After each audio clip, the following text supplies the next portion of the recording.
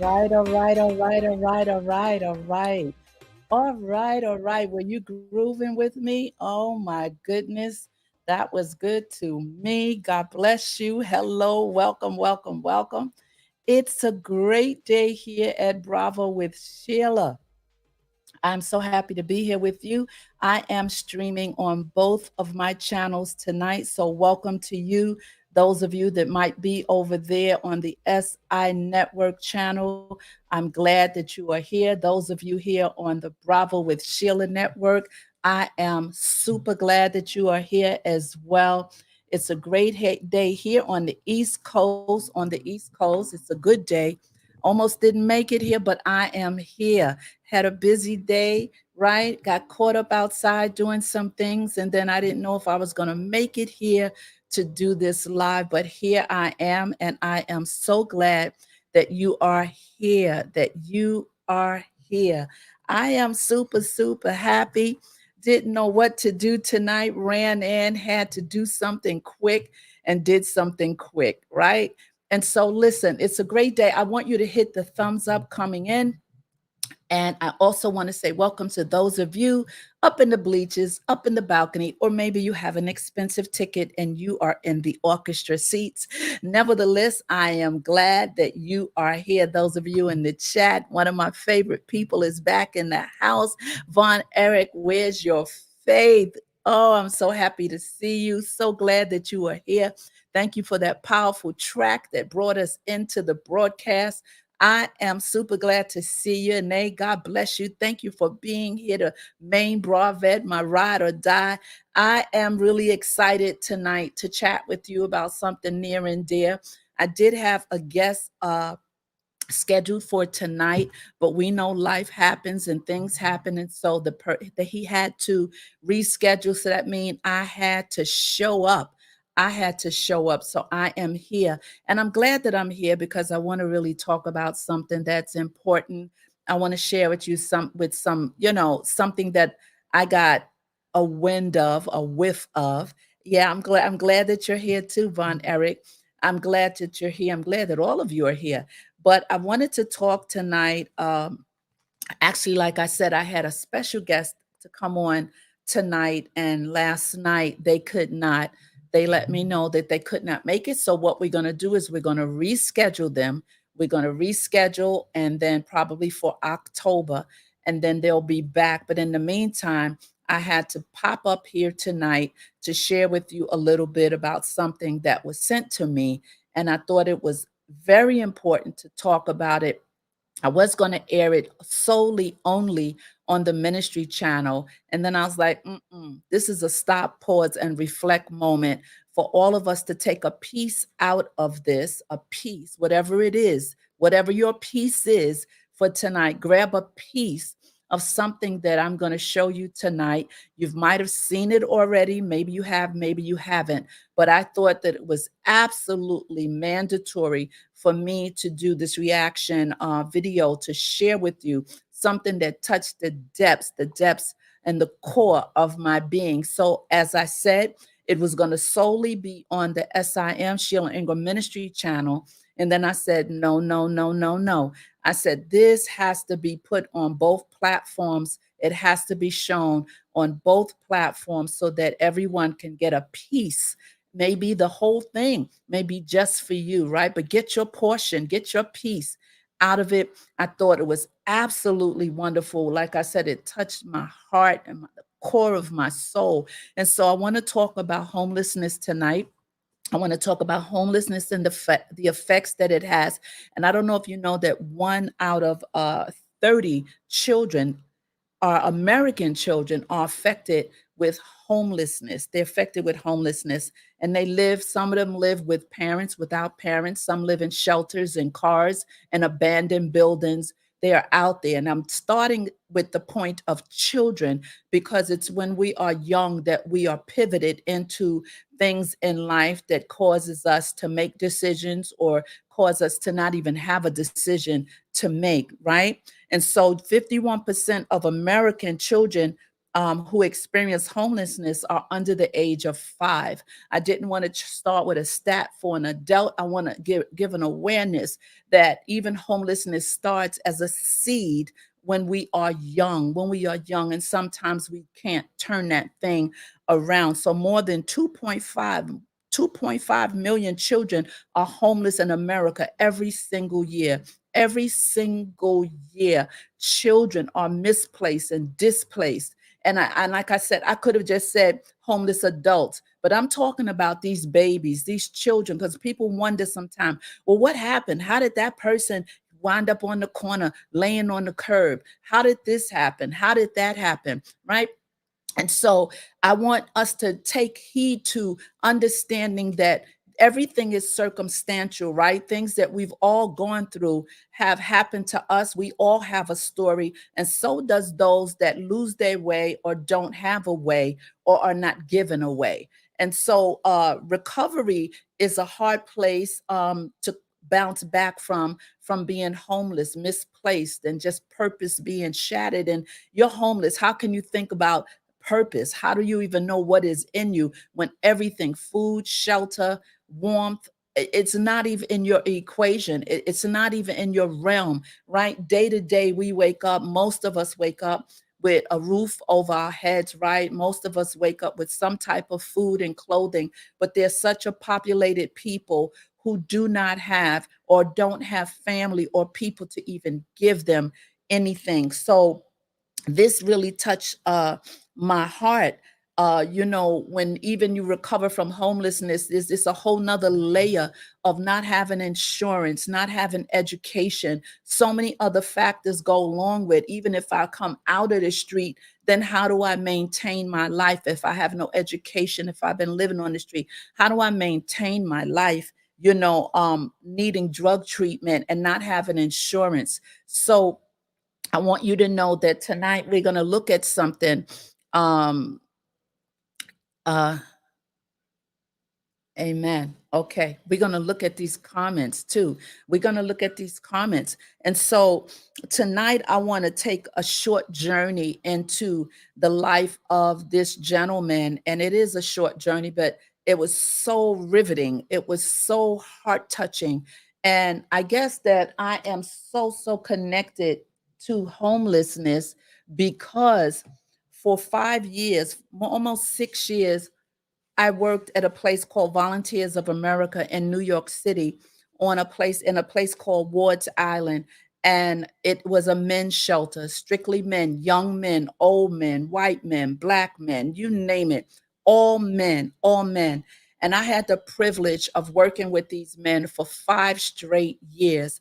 And I tell you, one on one with them, learning about their circumstance, learning about how they became homeless, what happened. Some of them were put out by their wives, right? Some of them got trapped off in the crack epidemic. Some of them were sick, placed in a hospital, and no one was there to pay their bills and came out of the hospital and had been evicted. Some of them, listen, it's circumstantial. And I know the mentality of so many of us, right? So many of us, we look at people and we try to put them all in one bag, one bunch, and one lot, for lack of a better term, and say, oh, they just a bum, or they just was using drugs, or they're homeless. But everything is circumstantial. Things are circumstantial in your life. Things are circumstantial in my life. And I remember working all those years with these men. I remember doing special initiatives by request of the mayor of New York, me and the team, going out in snowstorm, under bridges, going to every airport, John F. Kennedy Airport, LaGuardia Airport, Newark Airport. I remember going into the lower parts of South Street Seaport in New York City, under the bridges. One winter, there was like 13 storms, 13 snowstorms, and we were out there taking food, trying to talk to them to get them to come into the shelter for warmth, for some food. How do you say? three hots and a cot. Like that's how they say it. But so many homeless people do better from what they told me on the street than they do in the shelter. So they refused. And then you had couples out there not legally married but had been together for years, and they found themselves homeless, and they would not separate and go into a shelter. And in New York City, you can't come into a shelter with your other your other half, your spouse or whatever, or your boyfriend, however you want to name it, unless you were married. And if you didn't have documentation that you were legally married, then they would separate them. He would go to the men's shelter and they would send her to Brooklyn to the female shelter, and they refused to separate. So they rather stay in the street in the cold with these built up shacks, right? To live under these things, under bridges for all, I'm talking years and years and years. You talking about survival mechanism. You talking about survival. Listen, they can teach us some things. If things jump off, we need to ask them some, how do we get through this? How do we handle this? How can we survive this? Because they had a unity as a community. There was a community of them. And not to mention going when I traveled to California, oh my God, I'm telling you, blocks and blocks and blocks. When you see those beautiful places with the stars in the ground where they're kneeling down, the stars are getting their stars put on the sidewalk, just across the street are rows and rows and rows of homeless people in tents. I'm talking about a community. And why is that? Because homeless people will migrate and travel so far to get to a warm place. New York, you got to go through 4 seasons, right? Summer, winter, spring, fall. You got to go through, it's getting ready to become winter. Many homeless people would try to migrate and get to places like Arizona and California because it's one season and they can manage to live in those conditions. So tonight, I wanted to talk a little bit about this and share. And later on, when we're done, I want to see what the comments, what you guys are saying. And I want to welcome you once again to Bravo with Sheila Network and Sheila Ingram Network over on the Ministry channel, the SIM channel. And thank you so much for being here tonight. Now, I am going to put up a video. I don't want to talk a lot during the video because I don't want you to miss what this gentleman is saying. So I'm not going to stop and pause, not unless I feel led to. But if you would please indulge us for a moment, just to take some time to listen to this. I'm telling you, this story, this man, unbelievable. I was sent this clip by Ine, and then I went over to the channel, and I want to give a huge shout out to Nick Jones in the YouTube streets, because he is the one where I landed and planted to actually see this. So Nick Jones, I thank you so very much. And I want to get into it. I want to and then we'll talk about it afterwards. We'll talk about it after. Let's see if I can get it up. I know. Let's see. It's a little delayed. And let's see if it's going to work for me. It's slow. It is slow. Let's see. Let's give it time. Very slow. Mm-hmm. I get my back. You get my daughter in the job. Okay, so that's not coming through the way I wanted it to come through. Um, I think I'm gonna have to do a direct. I thought it was coming straight directly through. Hold on. I thought that it was coming directly through my system. Obviously, I don't have it connected properly. And I see what the problem is. I do see what the problem is. I need to connect my feed through this road, this ePro 2 road. I need to do a direct so that you can get it directly in terms of sound. And so, yeah, it's choppy and it's very low. And I'm upset that it didn't come through the way I wanted it to come through. So I am going to do this again, but I don't know if you even heard a little bit of what the brother was saying and what he was talking about, saying how everyone's rushing to a destination, but it's about the journey. It's about you miss the whole journey because you're so focused on moving quick and getting somewhere, and how we all have a portion, and now he just wants his portion. He wakes up every day and asks the Lord, I don't want much. Just give me what's mine. What's my portion for the day? I mean, it's such a powerful video. I'm going to have to get a direct connection so that we could come back and look at this. Um, but, I just wish that it would have come through a little stronger. And I don't know if let me try one more thing and see if it'll work this way. And I'll keep my phone near. And if I keep my phone near, you guys can tell me if you can hear it. I'm not sure if it's going to work though, because it seems like I'm doing the same thing. What can I do? What can I do? What can I do? See, this is where I need a sound man. Um, See, starting out the gate, I guess it's not loud enough for you. I'm gonna hit it.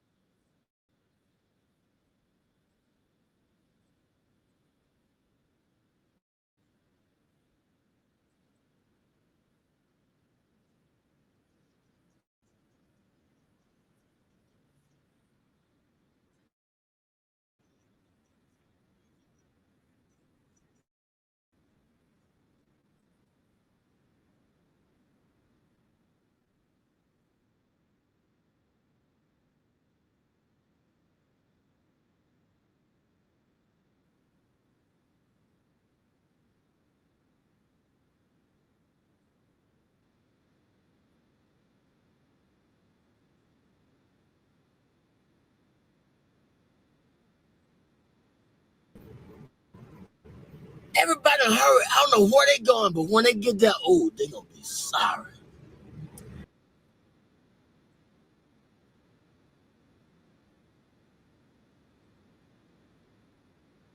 Journey.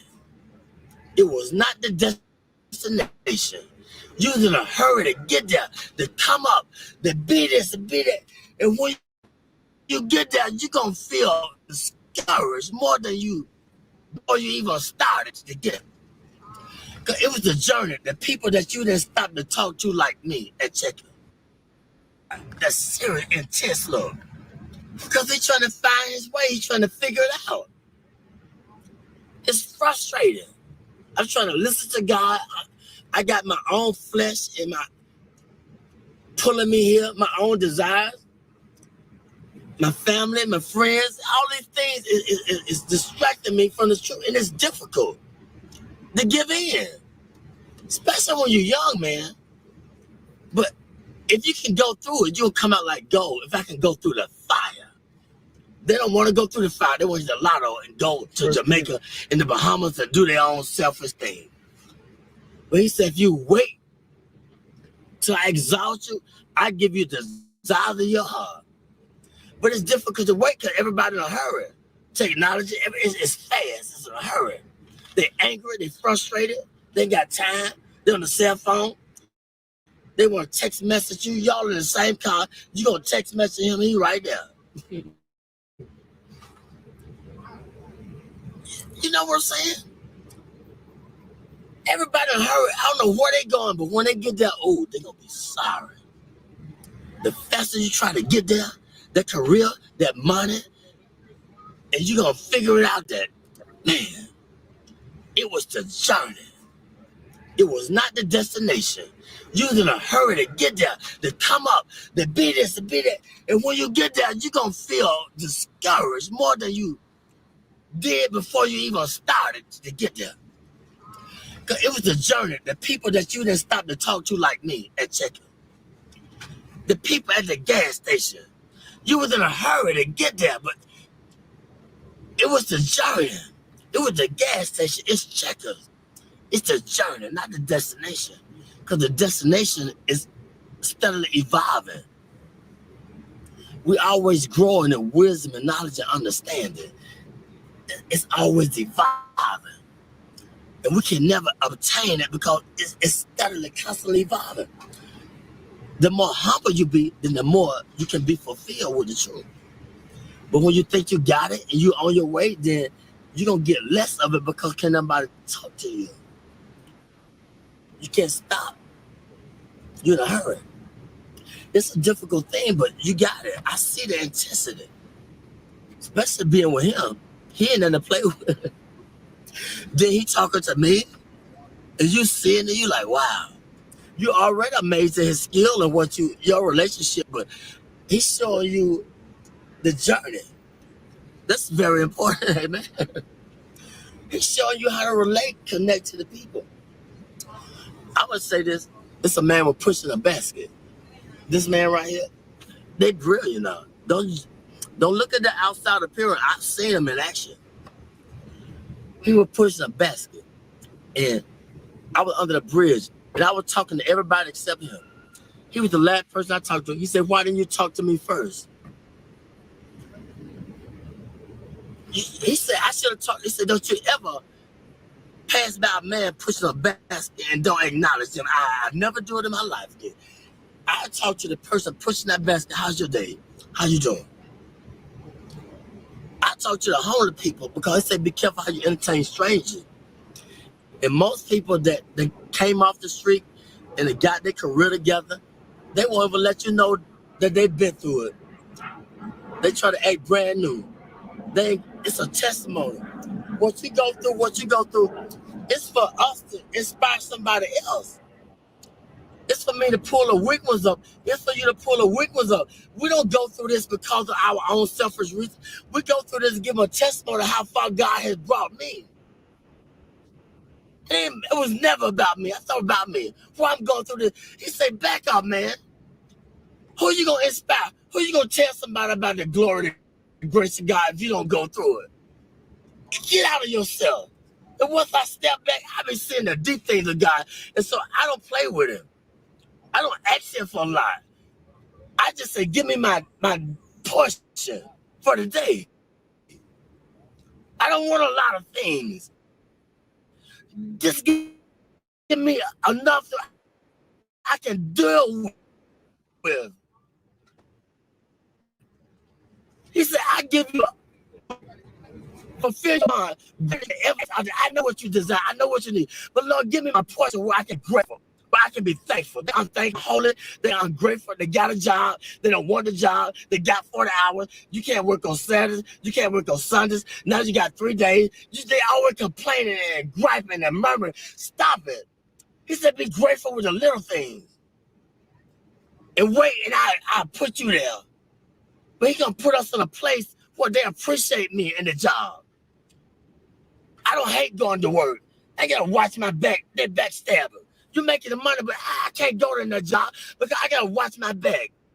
They're haters. Put me somewhere where I love going to work. I can get up and they appreciate my work and I blend in.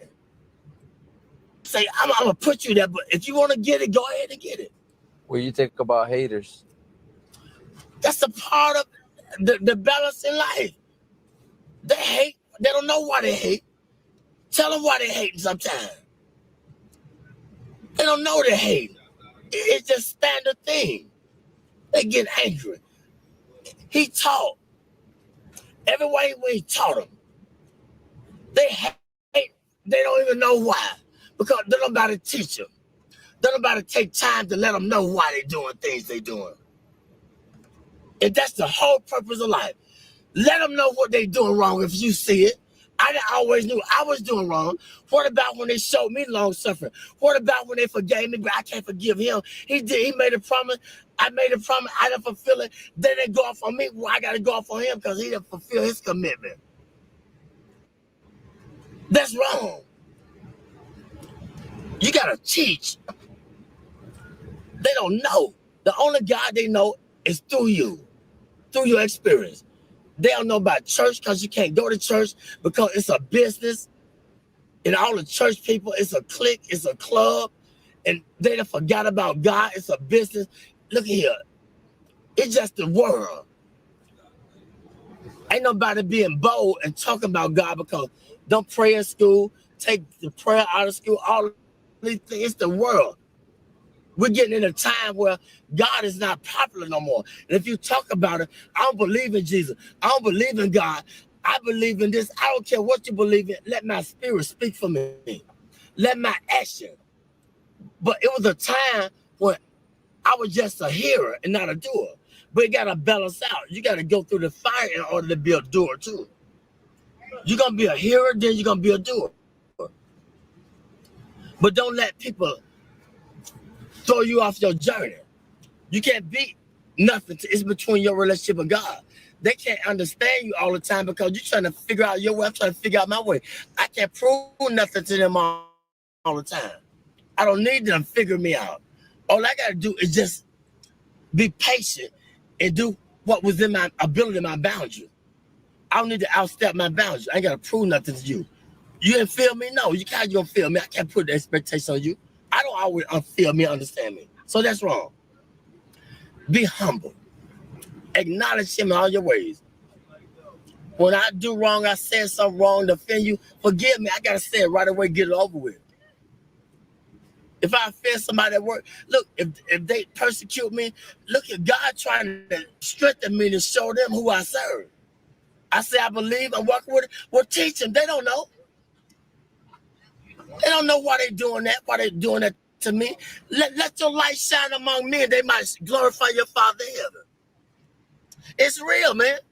I experience it all the time, 24/7. But I asked for it. I wanted to be a preacher when I was 6, but I didn't know the price I had to pay.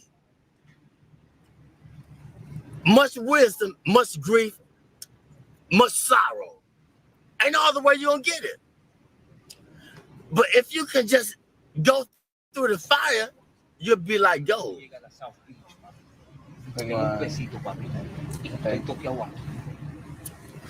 The first thing they do when you go to a pawn shop and take what they do?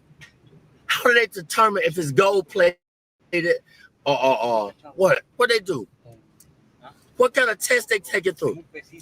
When you take the jewelry to the pawn shop, how do they determine if it's real or fake? They put it through the acid test. They put the fire upon it. This is how we know if we're real or fake. We're going to go through the fire. You're going to have disagreement with each other, but it's okay. You're going to be friends. But if you have a disagreement, it's just a different agreement. That don't mean you ain't got to see him no more and talk to her or talk to her or whatever. I want to go to work. I don't want to go to work because they're stressing me out on the job. You feel me? They ain't receiving me with my full potential. And I don't know why I don't want to go to work. I got to understand why. Why I don't want the job? Because something ain't right. And I got to acknowledge it. I ain't going to sell my soul for the job. God said, I'm trying to put you over here, or I'm trying to let them know through you, let your light shine. But I'm hating on them. I mean, they don't understand me. Hey, man, you got to teach them. You see how they flee? Yeah. They want $1, want $0.25. He could have got everything that he needed if he just would have been patient, but it's okay. You recording this? Yeah. It's okay. I'm telling the truth. It's all right. I thank God for you. Y'all are blessings to me. A true blessing. I ain't got nothing to hide. My burdens are heavy, but when I'm weak, he's strong through me. He speaks through me. The weaker I get, the more frustrated I get with my life. And that's just where he wants you at. Get frustrated. That's when he gonna speak through you. But he gotta get you in that point where ain't nowhere else to go but to him. When you go to jail, it's called the Department of Correction, Rehabilitation. But we get mad at the correction. He said, if I didn't love you, I would correct you. He could have took our life. Amen. Man. He could take the life, but he corrected me. I just thank God for y'all. I see it in your eyes, but this is what Solomon asked. Solomon was the wisest man that lived. He had everything that man could desire. But one thing God said, leave the fiery women alone. But he couldn't understand why he had a desire for the fiery women. But see, the Lord knew that they were going to turn his heart against him. They were going to make him idol worship and build a God, but he didn't understand it. He didn't understand it. But he knew that they were going to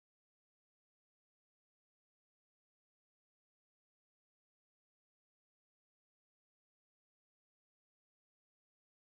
But he knew that they were going to turn his heart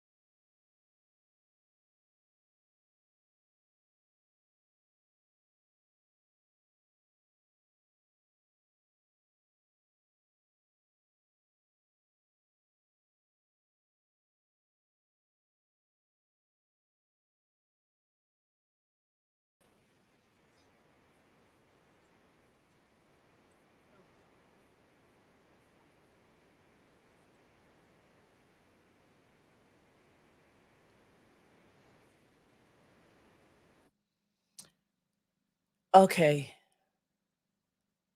it's a lot of course, trouble on the line. If you guys can hear me, put a one in the chat. I went totally out and came right back in.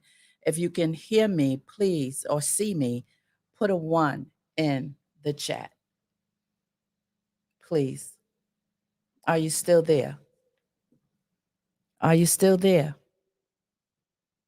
Thank you so much, Arshawn. Thank you for being here, Arshawn. Thank you guys for putting a one in the chat. Oh my God, we had so much static. You know what happens when you try to show things like that, but you got the gist of it.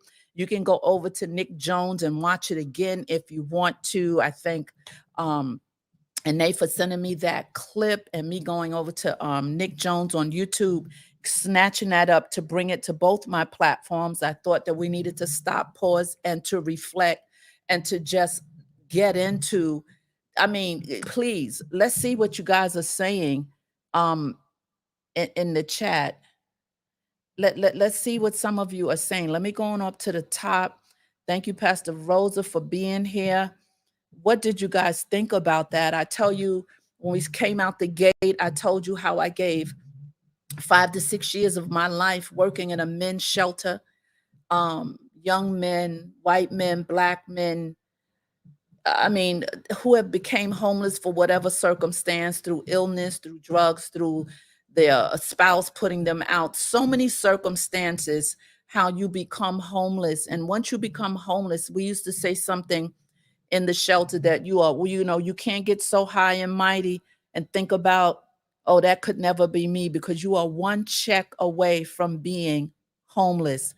You lose your job, you lose your home, you get sick. I remember a gentleman who was a corporate guy and had got really, really sick, and he had no family in New York City. He didn't know he was going to be in the hospital so long. By the time he was released or getting ready to be released, there was no home. They had evicted him. He had nowhere to go. Oh, he just went through so much. He found himself in the shelter. I know so many stories where one on one I would talk to these men and show them love and tell them they could get back up again. And then those that were on the street, under the bridges, in snowstorms, we would go out in the deep cold of New York City, and even in the airports, they would put us on special initiative because the certain people didn't like homelessness in their neighborhoods down in Sutton Place and certain places in New York City. We would have to go down because they were out there and trying to get them back in, to get them inside. But again, homeless people do not like to come into shelters because it is kind of wicked in the shelters. You put down your pants, they're gone. You put down your sneakers, you turn your back, they're gone. And so in the streets, there's a community. When there's homeless people, there's a community of them, and they look out for each other. And then that's that scenario I told you about, husband and wives that are common law, right? And we go and tell them, come on, let's get in the shelter. But the shelters in New York won't let you in unless you're married. So that means they're not going to separate. She's not going to the female shelter in Brooklyn. He's not going to the male shelter over there on Wards Island. It's so many dynamics and layers to understanding homelessness and understanding how to repair the lives of those through circumstances have found themselves in that space. That man in that video is pouring down, raining out there. I don't know if you could see the rain under the lamppost. It's pouring down, raining. But what a heart. What, I mean, like breaking me in pieces, listening to him and the wisdom in him, and no bitterness and no expectation of anybody giving him anything. He said when he was 6 years old, he wanted to be a preacher. Well, no wonder the devil was after him. Listen, I'm telling you, we all have targets on our back to take us off of our square, to take us off of our game, so that we do not fulfill what we're supposed to be doing. Everyone's not called to a pulpit, to a ministry. Your daily life is a service to others, it's a service to yourself, it's a service to deposit the greatness that is in you into others. Everything that is in you is greatness. I don't care where you've been, what left turn you took. I don't care what happened to you, even through trauma, even through all of the things that trigger you still today. The greatness is still there under some debris, maybe, but it is still there. And just showing this tonight, I'm a little upset that it didn't go according to plan, but I guess I should be used to static when you're going to show something so powerful. And I'm so glad that you guys hung out with me and hung tight with me until we got it fixed.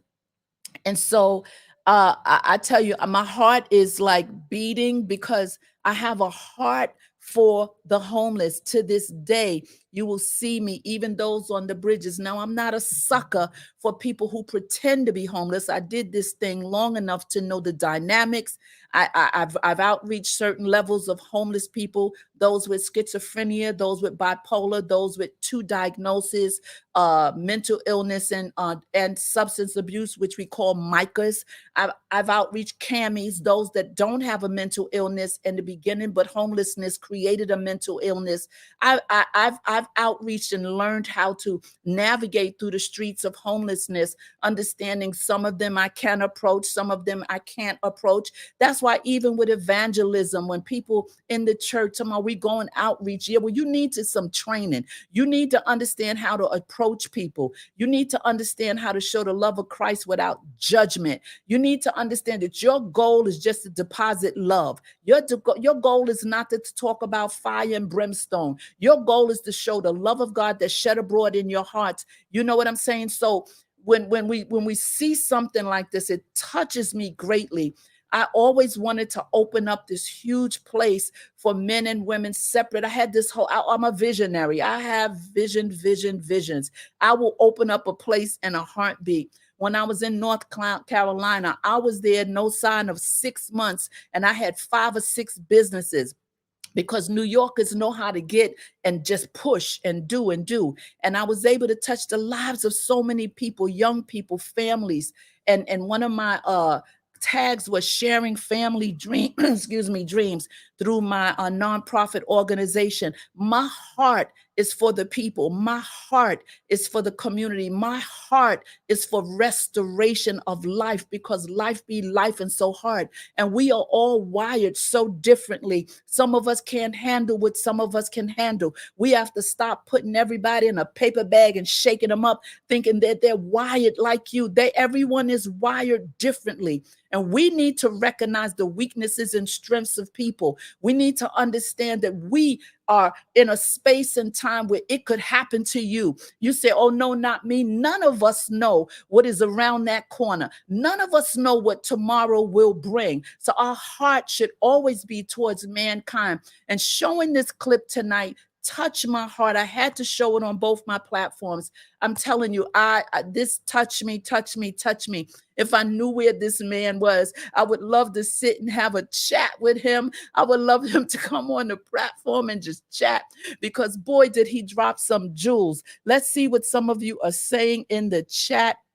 I'm going to start from the bottom up because I don't want to skip. I see I got new comments here that I haven't seen. Let's see. Let's go for it, my dear people.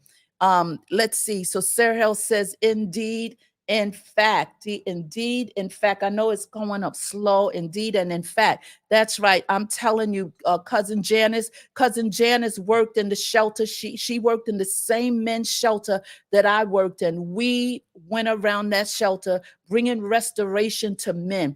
I tell you, this clip right here just touched my heart that I showed tonight about this man. I tell you, if you missed it, go over to, I may do it again, but go over to Nick Jones in the YouTube streets. And let's see, Sir Hale is in the house. Von Eric, where's your faith, is in the house. Mother Pastor Rosa is in the house. Good to see you too, sir. He was preaching. Let's see what Von Eric. I'm skipping stuff. I'm skipping. Okay, so we're gonna put this up right here. I think that you'll be able to see it. He is it's very, there it is. Nick, that's his YouTube channel, Nick Von Jones. I tell you, it was incredible how he did a reaction video. And when I saw it, I said, let me shut it down. Stop, pause, and reflect on this one, and shown it on both platforms. So both people to come and bask with me and with the Lord and what we do here at Bravo will be able to see it tonight. Von Eric said he was powerful. Yes, he was powerful. Then we go scroll up. You know, I like to get with my folks, my peeps. And Nina is saying sometimes we don't humble ourselves to sit still long enough to hear powerful words of wisdom from someone who may not have or dresses. Yes, this is a former homeless man, but still out there in them streets. Did y'all see the pouring rain that he was standing giving wisdom to these young cats in the car? Oh my God. Can't learn anything when you know everything. Amen. You have to be humble to receive it. I totally agree with you. Sean, I agree with you. And they say he could have gotten everything he needed if he just would have been patient. Wow. Yeah, and we got Pastor Rose in the house. Wow, so many mixed emotions right now. Me too. It was backflashing me and triggering me. Those moments under those bridges, going out to them airports, talking to the homeless. I tell you, you want to know a community of unity. Find yourself. I mean, I knew the homeless by name. Every week we went out, I knew them by name because they wouldn't come into the shelter. So we would go check on them, knew them by name, taking them food, making sure they were good, and just listening to how they got in that position. Listen, God doesn't birth bums. God doesn't create bums. Let me say that's a bum. I stepped over a bum. No, you stepped over a human being. You stepped over someone that possibly lost their way, possibly circumstantially found themselves in that position. We can't judge people by what we see. We cannot do that. We cannot. Pastor Rosa says, wow, nothing unintelligent about him at all. Absolutely. His situations of life that happen, and we are not willing or ready to handle them. Absolutely. Von Eric, where's your face? Had Holy Spirit speaking knowledge in him. Lord's great. Yes, yes, yes, yes, yes, and yes. And then Nay is saying, give me my portion for the day. That's what he said. He said, I don't want much from you, Lord. He said, I really don't need much from God. He said, all I do is ask him, Lord, just give me my portion for the day. Whatever that portion is, just give me my portion and I'm satisfied. And we need to say right now, Father, give us our portion. Whatever that portion is, whatever it is, I tell you, I'm charged up right now. This is my kind of thing. This is my kind of ministry. This is why I like to go all over the world. I like to go to the third world countries. I like to get deep inside of certain countries with the kids. And I remember I bought a lot of shoes for kids that was walking around with no shoes. Yeah, sent them over there to Africa. Had no shoes. I remember going to these countries and going, I said, take me to the deep steps. Don't take me to the cute places. You got me in the nice place over here, but I want to get with the people. I want to love on the people. I want to show the people love. I want to see and give them hope. Listen, there's so much for us to do and say for so many people, even as we're at a distance. There's so much that we could offer, so much that we could do. And we have this right in our backyard. We don't even have to go out to a third world country. There are people here that are starving Marvin right now, people that are starving right now. And so I tell you, tonight has got me on fire. We're patient. The message is worth it. Yeah, that's when it was choppy, and I couldn't get my sound right. And you guys hung in there with me. I was getting ready to get discouraged, and the Lord told me, take a breath. So I stopped, paused, and I reflected, and I took a breath. And that's what happens when you got folk that's with you, that calm you down, even if they're not in your space. I could feel your spirit. I could feel your push telling me, don't quit, Sheila. It's going to be all right. Von Eric, and then was saying, we patient, let's fix this thing. And boom, as I became patient and took a breath, there we go. This made that I was led to take to lunch, and told me he felt safer on. Oh, okay, this man that I was led to take to lunch told me that he felt safer on the streets, and it was really rough for women in the shelters. Yes, the shelters is no joke. You got to be cut out for the shelter. These homeless people, I was like, come on, no, we don't want to go in. I'm like, but you'll have three hots in a cot. Nope, I'd rather do my bid out here, because in the shelter you can put your toothbrush down and turn, is gone. Put your sneakers down, turn, is gone. It's not safe in shelters. You know, it's sad. It's so sad that so many people find themselves in the shelter, and then you have those that can stick it out, and they I know we found a lot of our guys housing young people, young guys, 19, 17. Now, those are the ones I used to sit and say, what happened? What happened? How did you get here? How did you get here?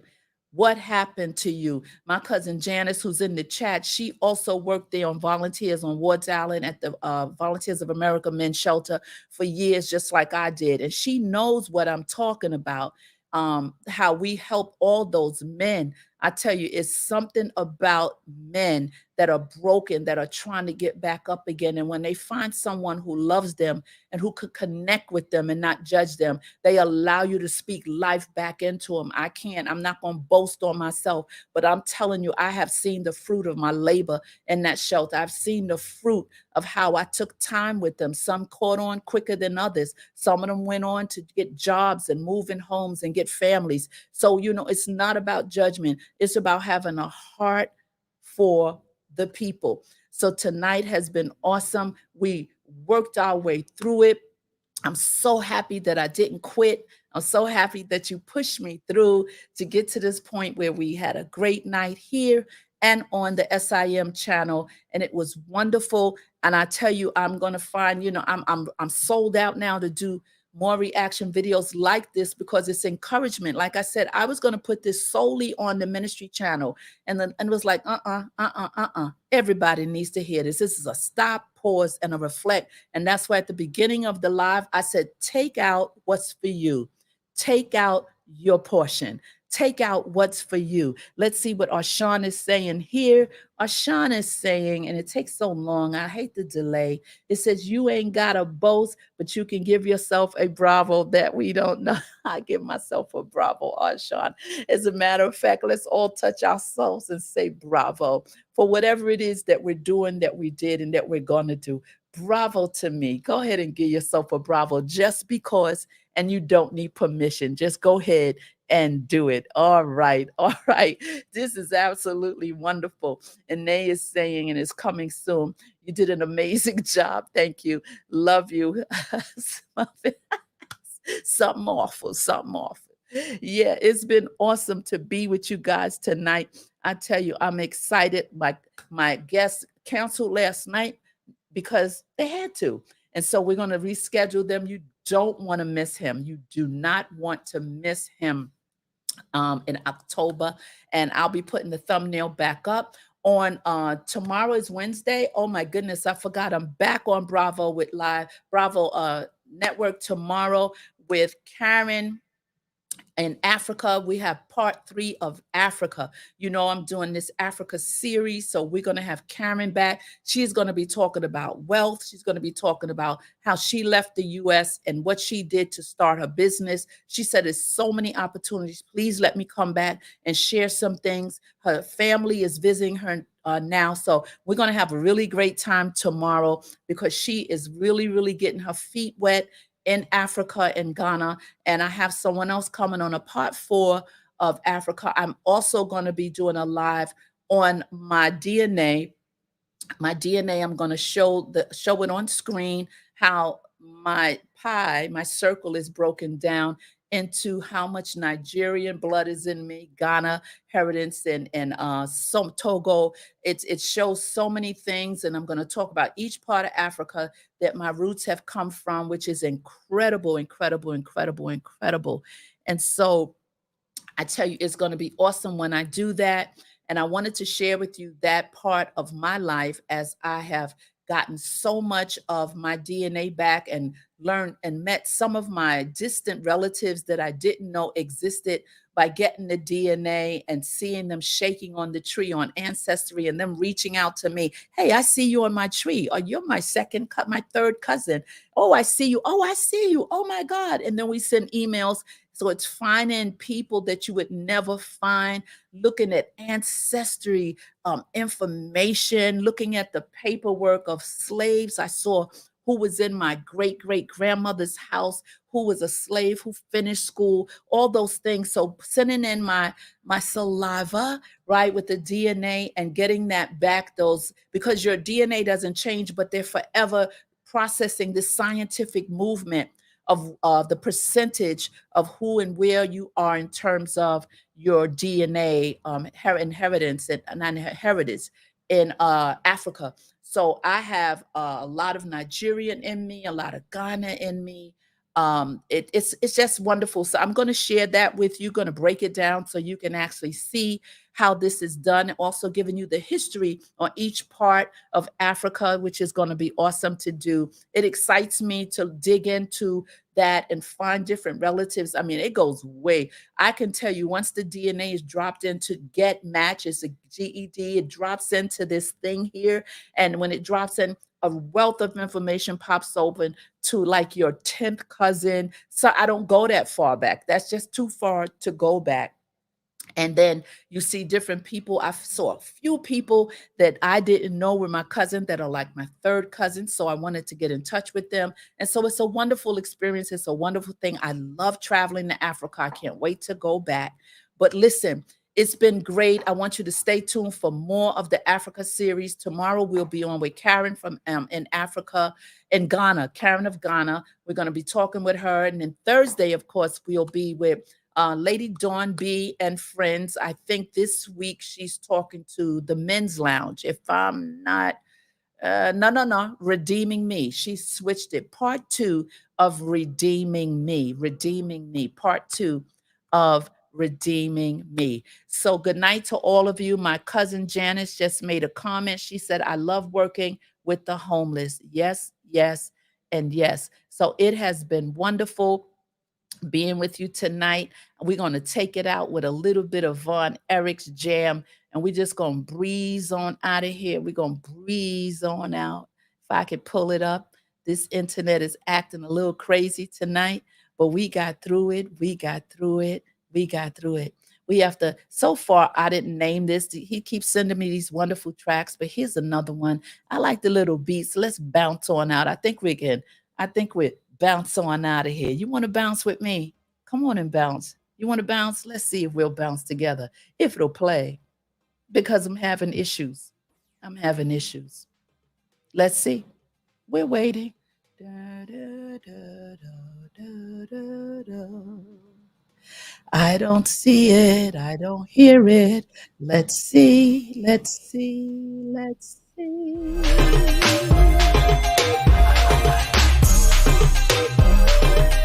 Come on, bounce. Let's bounce.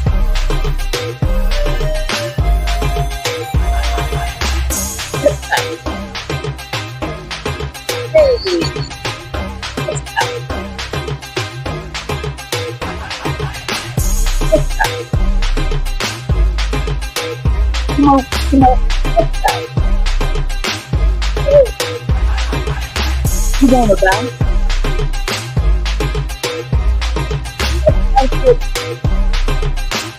Hey. Come on Hey.